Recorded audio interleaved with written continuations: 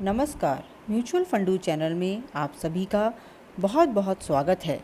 आज हम चर्चा करेंगे मिंट में प्रकाशित एक आर्टिकल की, जिसमें यह दर्शाया गया है कि सेबी जो है वो फ्रैंकलिन जैसी इंसिडेंट दोबारा नहीं होने देना चाहता है और इसके लिए वो कई सारे रूल्स बना रहा है।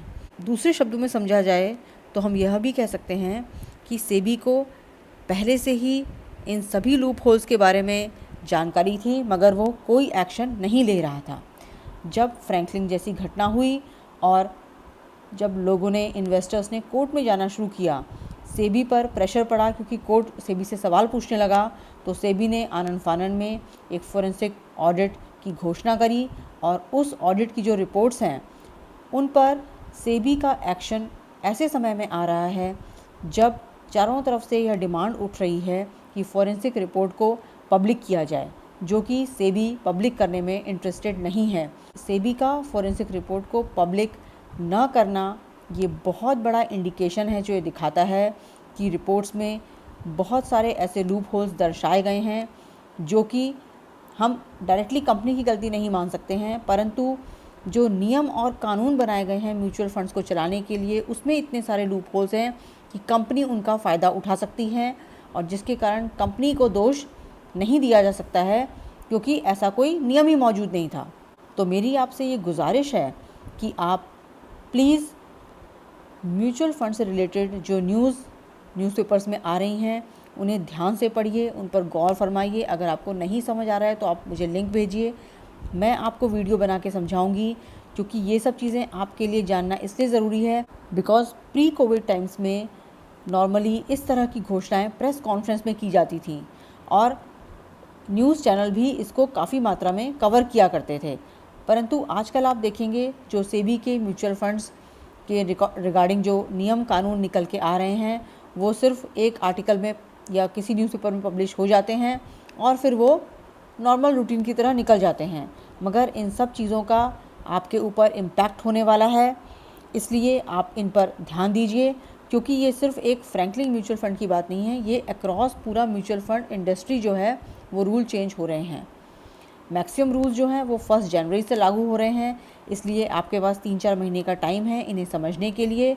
तो मेरी आपसे गुजारिश है कि प्लीज़ अलर्ट रहें, म्यूचुअल फ़ंड से रिलेटेड कोई भी न्यूज़ आती है तो उसे समझने का प्रयास करें, क्योंकि आपने अपना हार्ड एंड पैसा किसी न किसी स्कीम में लगा रखा है। तो आइए अब चलते हैं आर्टिकल की तरफ। आर्टिकल की हेडिंग है SEBI crafting new rules to avoid Franklin like cases. यह आर्टिकल मिंट में 12 अक्टूबर को प्रकाशित हुआ है। इम्पॉर्टेंट पॉइंट यहाँ नोट करने वाला यह है कि 1 मई से सेबी ने कम से कम 10 रूल जो हैं वो चेंज कर दिए हैं ताकि इस तरह की इंसिडेंट्स दोबारा ना हो। नए रूल्स को लाने के लिए सेबी का उद्देश्य है कि डेट फंड्स में जो लिक्विडिटी है वो रिडम्पशन प्रेशर को मीट कर सके और ऐसी नौबत ना आए कि कंपनी के पास लिक्विडिटी ही नहीं है, यानी पैसा ही नहीं है लोगों को लौटाने के लिए। रेगुलेटर सेबी लगातार ऐसे नियमों को लाने की कोशिश कर रहा है जिसके कारण डेट फंड्स में सफिशिएंट लिक्विडिटी प्रोवाइड कराई जा सके, ताकि जो रिडेम्पशन स्ट्रेस आता है उसको मीट किया जा सके। और आप हमेशा ये देखेंगे कि रिडेम्पशन प्रेशर जो होता है वो डिफ़िकल्ट टाइम्स में ही आता है, बिकॉज़ नॉर्मल टाइम्स में तो सब कुछ ठीक चल रहा होता है और लिक्विडिटी यानी पैसा कहीं से भी मैनेज किया जा सकता है। लेकिन जब डिफ़िकल्ट टाइम्स आता है तो जो रिस्की एसेट्स होते हैं वो बहुत ज़्यादा इलिक्विड हो जाते हैं।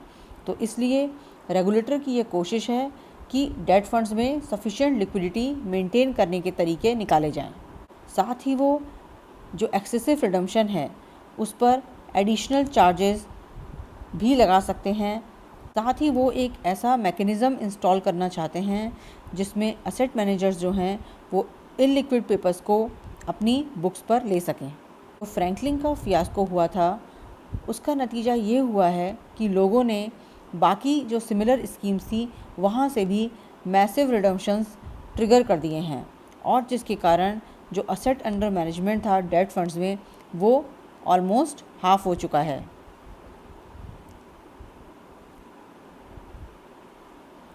साथ ही यह भी बात सभी को पता है कि जो टॉप रेटेड पेपर होते हैं सेकेंडरी मार्केट में वो लिक्विड होते हैं, मगर जो टॉप रेटेड के अलावा यानी बियॉन्ड द टॉप रेटेड जो पेपर होते हैं वो फेयरली इलिक्विड होते हैं, क्योंकि जो हमारा डेट मार्केट है वो अभी इतना डीप नहीं है, वो काफ़ी शैलो है। साथ ही जो बैंक्स और म्यूचुअल फंड्स इन बॉन्ड्स में निवेश करते हैं या उन्हें सब्सक्राइब करते हैं, उन्हें डेली एनएवी घोषित करनी पड़ती है। साथ ही उन्हें लिक्विडिटी प्रोवाइड करने का वादा करना पड़ता है, जबकि अंडरलाइंग पेपर इलिक्विड होते हैं। इसका मतलब जो बैंक्स और म्यूचुअल फंड्स हैं उनको पता है कि जिन पेपर्स में वो पैसा लगा रहे हैं या इन्वेस्टमेंट कर रहे हैं वो डिफ़िकल्ट टाइम्स में इलिक्विड हो सकता है, लेकिन फिर भी उन्हें बाहरी तौर पर यह दर्शाते रहना पड़ता है कि हमारे पास लिक्विडिटी सफिशिएंट है। तो ये एक ऐसा इशू है जिसमें स्ट्रक्चरल और फंडामेंटल फ्लॉ हैं। ये सारी मुसीबतें एक पहाड़ के रूप में सामने आती हैं जब बहुत ज़्यादा हैवी रिडम्पशंस हो जाते हैं और फंड्स को मैनेज करना एक बहुत ही टफ टास्क हो जाता है। सेबी लगातार इंडस्ट्री के साथ काम कर रही है कि इस समस्या का हल किस तरह से निकाला जाए। आप समझ सकते हैं कि सेबी के लिए ये वक्त करो या मरो का हो चुका है। मींस कि अगर वो जो फ्रैंकलिन की जो फॉरेंसिक ऑडिट रिपोर्ट है उसको देखते हुए भी अगर वो चेंजेस नहीं लेकर आते हैं, इसका मतलब वो म्यूचुअल फंड इंडस्ट्री को एक डीप क्राइसिस में डालने की कोशिश कर रहे हैं। इसलिए सेबी के लिए ये बहुत ज़रूरी हो गया है कि वो फॉरेंसिक रिपोर्ट में उठाए गए लूप होल्स पर एक्शन ले और पॉलिसी में फ्रीक्वेंट चेंजेस करे। ये सभी एक्शंस जो सेबी के लिए करना बहुत ज़रूरी हो गया है, वो इन्वेस्टर्स के कॉन्फिडेंस को ऊंचा करने के लिए, डेट फंड्स की ग्रोथ के लिए और कॉरपोरेट बॉन्ड मार्केट की ग्रोथ के लिए बहुत ही ज़रूरी है। हम डेट म्यूचुअल फंड्स की बात करते हैं तो डेट म्यूचुअल फंड्स में जो प्रॉब्लम है वो अक्टूबर 2018 से आनी शुरू हो गई थी, जब IL&FS का डिबैकल हुआ था और कई सारे उनके जो कंपनी है वो पूरी तरह बैंकरप्ट हो गई थी रातों रात। और तभी से जो है वो डेट फंड्स में प्रॉब्लम आनी शुरू हो गई थी, परंतु सेबी ने उस समय इतना ज़्यादा एक्शन नहीं लिया। जो फ्रैंकलिन म्यूचुअल फंड का जो फॉरेंसिक ऑडिट हुआ है उसमें जिस तरह से उन्होंने स्कीम्स को मैनेज किया है, उससे एक बात बहुत ही साफ निकल के बाहर आ रही है कि बाकी म्यूचुअल फंड कंपनियां भी कुछ ऐसे ही सिमिलर तरीके से काम कर रही हैं, क्योंकि रेगुलेटर द्वारा नियम और कानून क्लियर नहीं है। इसलिए सेबी को नियम और कानूनों में क्लैरिटी लाना और उनको टाइट करना, यानी उनके लूप होल्स को बंद करना और चेंजिंग समय के अनुसार से, बदलते हुए समय और उसकी रिक्वायरमेंट के हिसाब से अपने रेगुलेशंस में लगातार चेंज लाना बहुत ज़रूरी है। इसीलिए सेबी रिसेंट टाइम्स में रिस्कोमीटर लेकर आया है। उसने जो रिस्क का मीटर है उसको नए तरीके से डिफ़ाइन किया है। ट्रस्टीज़ के लिए वो नया रिसोर्स फ्रेमवर्क लेकर आया है और पिछले ही दिनों उन्होंने इंटर स्कीम ट्रांसफ़र यानी IST इस कंसेप्ट में भी कई सारे बदलाव किए हैं। आपकी जानकारी के लिए मैं बता दूं कि IST इंटर स्कीम ट्रांसफ़र वो व्यवस्था होती है जिसके कारण म्यूचुअल फंड कंपनीज़ एक स्कीम के बॉन्ड को दूसरी स्कीम में ट्रांसफ़र कर सकती हैं। फॉर एग्ज़ाम्पल, इस स्कीम जो 1 है उसमें रिडम्पशन प्रेशर बहुत हाई हो गया है, तो कंपनीज़ क्या करेंगी, यहाँ के जो अच्छे पेपर हैं उनको इस स्कीम में ट्रांसफ़र कर देंगी ताकि यहाँ से उन्हें बेचकर और पैसा निवेशकों को लौटा सकें, और इस स्कीम के जो बुरे पेपर हैं, इलिक्विड पेपर हैं, जो नहीं बिक पा रहे हैं, उन्हें अच्छी स्कीम में ट्रांसफ़र कर दें। तो ये जो पेपर ट्रांसफ़र की कार्रवाई है, इस बेसिकली ये एक रिस्क ट्रांसफ़र जैसी है। अब आप क्या कर रहे हैं, जो लेस रिस्की आपका म्यूचुअल फंड था उसको आपने मोर रिस्की बना दिया, क्योंकि आपने रिस्की बॉन्ड्स को इसकी तरफ अट्रैक्ट कर लिया।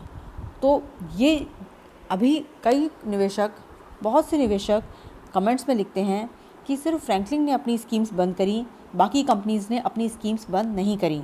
तो मैं आपकी जानकारी के लिए बता दूं कि बाकी म्यूचुअल फंड्स ने जब फ्रैंकलिन डिबाकल होते हुए देखा तो उन्होंने अपनी रिस्पेक्ट को मार्केट में बचाने के लिए इंटर स्कीम ट्रांसफ़र का सहारा लिया और जिन स्कीम्स में हैवी रिडम्पशन आ रहा था उनके रिस्की एसेट्स को दूसरी स्कीम्स में ट्रांसफ़र कर दिया और उनके बेहतर एसेट्स को